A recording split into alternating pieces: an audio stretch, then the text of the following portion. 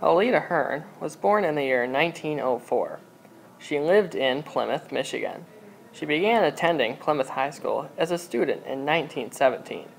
Before that, she went to other schools in the Plymouth school system. She then went on to graduate Plymouth High School in 1921. After this, she went to the University of Michigan and completed her degree in education 4 years later. She was able to teach at Plymouth High School, the school that she'd gone to as a student many years ago. Most all of her students liked her as a teacher and as a person.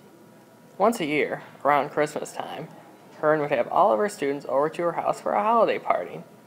The students loved this annual event. I believe that lots of Mrs. Hearn's students did very well in her Latin and French classes. From what we know, Mrs. Hearn was a pretty laid-back teacher, and many people liked this. At the time Alita was going to school, in the early 19-teens, she and her family lived right next door to Walter Isbell, the superintendent of the Plymouth school system. Also on her street lived numerous other teachers and educators. It must have been a lot of pressure for Alita to live around all of these important people within the school when she was growing up. From what I know, Alita generally liked school and did pretty well.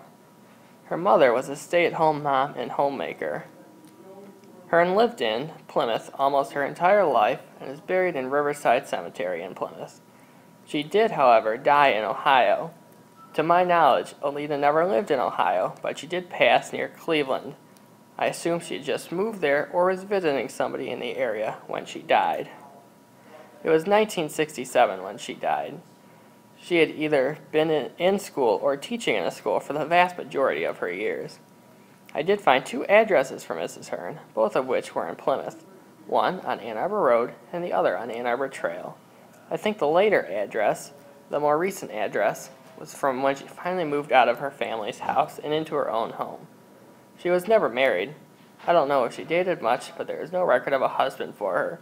Therefore, she never had any kids either.